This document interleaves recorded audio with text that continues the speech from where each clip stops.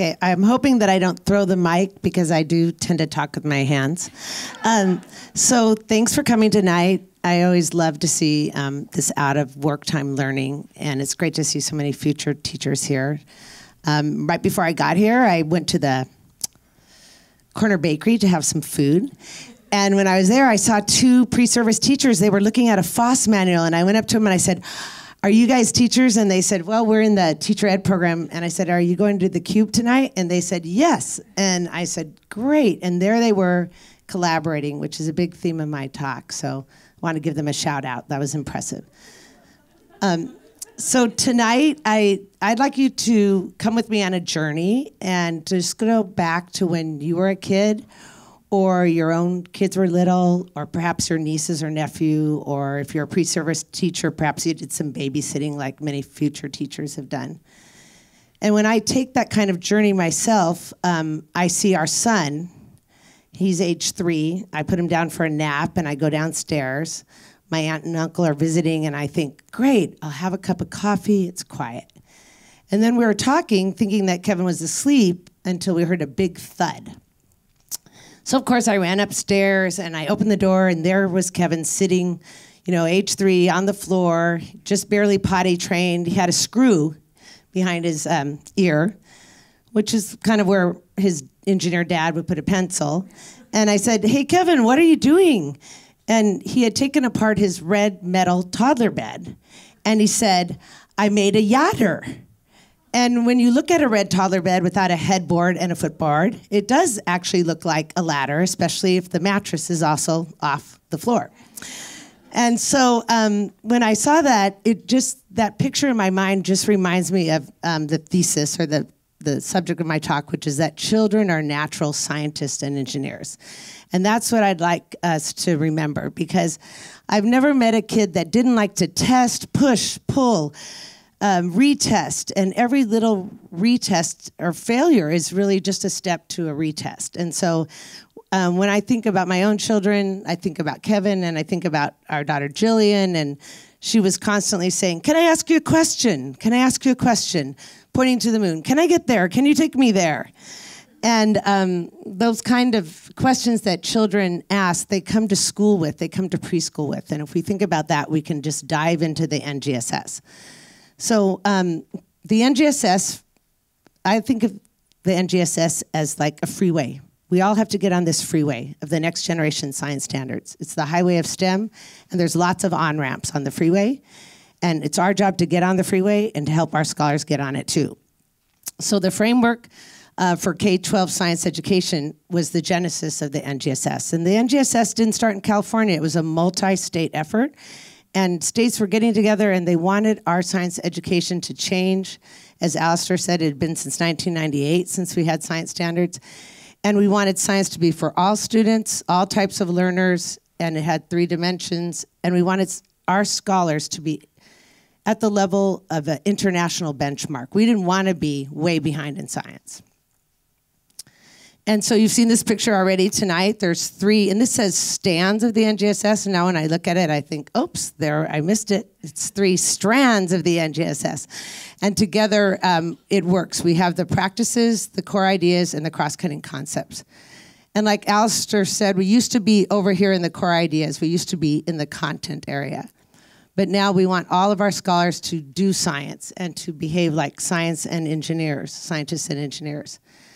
And that's a big change, because it used to be that engineering was something you did in college, right? You were good at science in school, and then if you went to college and somebody said, "What do you want to major in?" Lots of people would say, "Well, I was pretty good at science, so I'm thinking of engineering." But these science standards are really from before kindergarten all the way through 12th grade. And so one of my colleagues who's actually here tonight, Holly Steele, she made this fabulous thinking map that I find teachers really respond to. So this is a thinking map, a bridge map. And so the science and engineering practices are how scientists and engineers work. We plan investigations, we test ideas.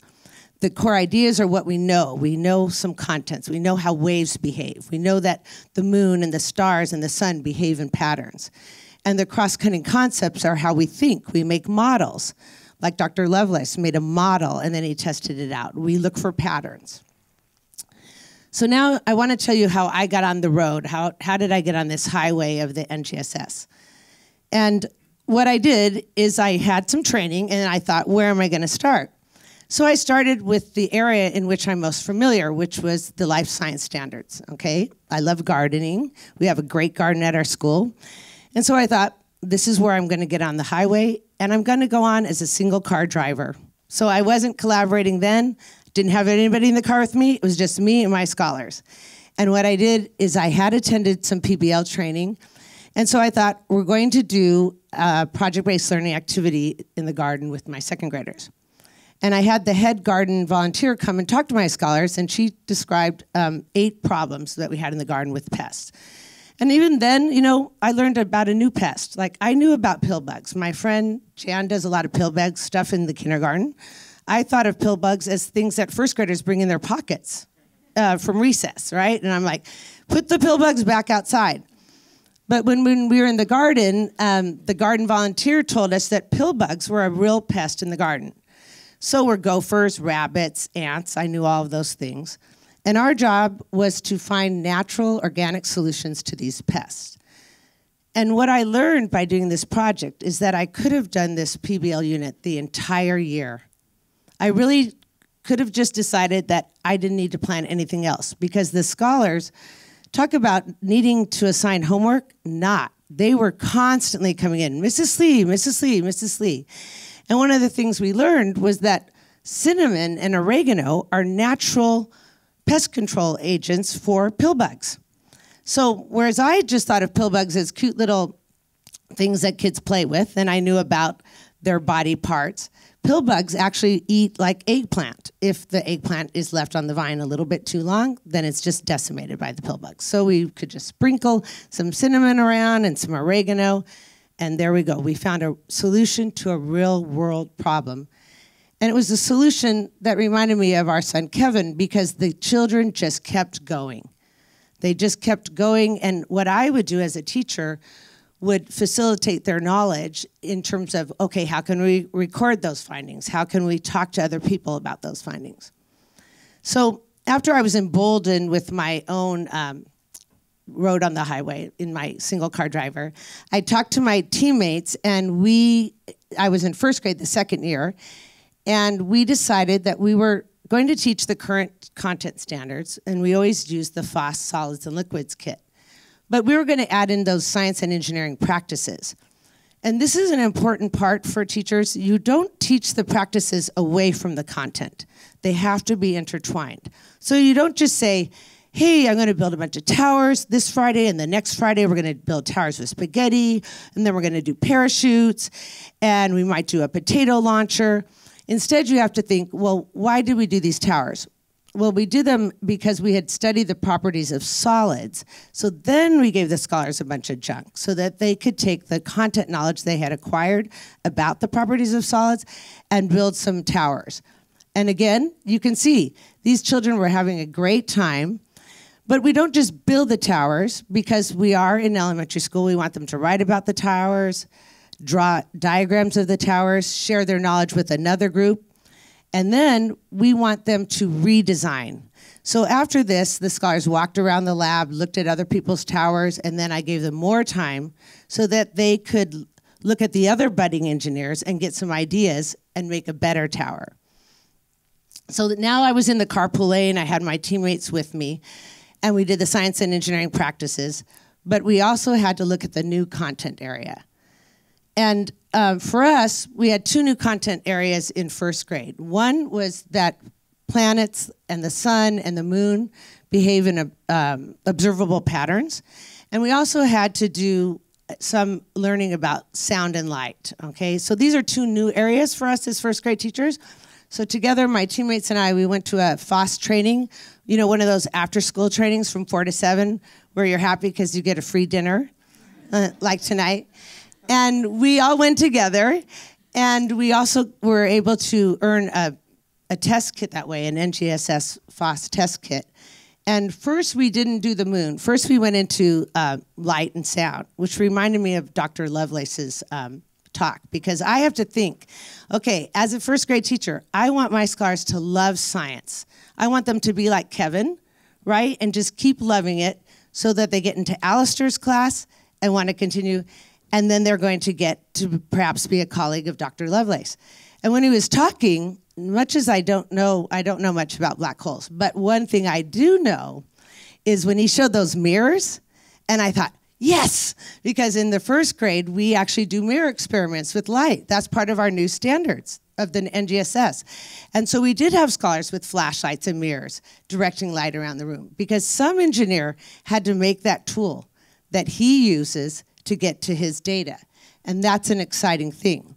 So in this picture here, at our school, we are delving into the NGSS. This is an awareness year, and we're using each other's expertise. So in this example here, we had our whole staff, and it was really fun. We stood around in a circle, and we're using styrofoam balls on sticks here, and we're showing the moon phases.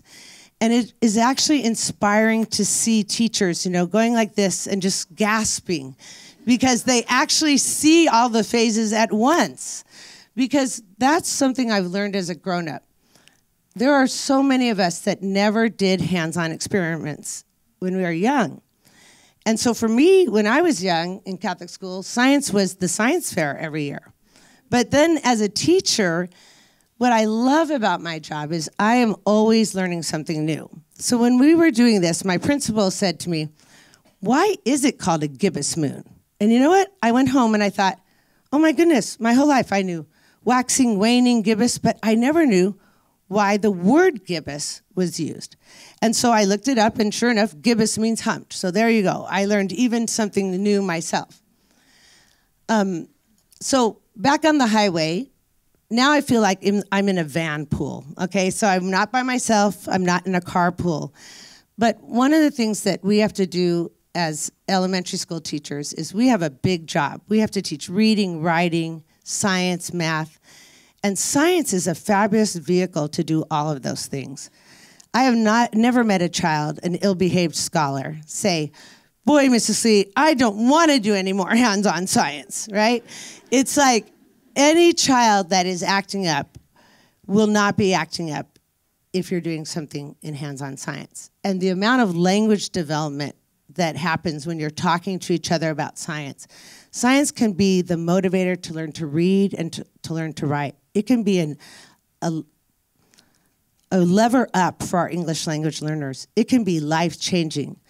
On the way here, I asked my husband, I said, "Hey, what does a beginning engineer make after 4 years of college?" And you know what? A low-paying beginning engineer will start at $70,000. So it can be a life-changing career. But you might be wondering about Kevin, like, what is that Kevin doing? Did he end up growing up to be a scientist, perhaps an engineer like his dad? And he didn't. He works in film and TV. But guess what? You need to know a lot of science to take that perfect shot. You need to know a lot of science to make those visual effects, okay? So creating a STEM literate citizenry is really important, and we can't do it alone. We can do it by uniting and having collaborations with the university. You know that now that I met Dr. Lovelace, I'll be having my scholars see if we can Skype with him because we're learning about the moon. You know that I might ask Alistair now if his students can Skype with my scholars, because I'm not afraid to ask, and that's what I encourage you to do. I cannot do it all myself. I asked my friend who's a technology TOSA, "Hey, we made these great towers. I want the scholars to write about them. I don't know how to do it." She said, "Oh, you can do the Google Classroom. You put the pictures in." Sure enough, we collaborated, and then the scholars just had to go to the Google Classroom, find the picture of themselves, and write about their tower. So this is how we can get into the NGSS as elementary school teachers. We don't have to wait for a publisher. Because what we need to do is join organizations like the California Science Teacher Organization, look at Science and Children magazines, dip into it one step at a time by collaborating across districts and across levels so that we gain from each other's expertise, okay? And I think that's the biggest thing I want to say to you is not be afraid to ask, work together and collaborate. And also seek out the expertise from the informal organizations. My journey has been made easier by working with like the Discovery Cube, going to trainings, the Ecology Center, asking parents to come into the classroom and to share their expertise, asking my husband to come into the classroom with his engineering expertise. So if we all work together, we don't have to wait. We can get on the road right now.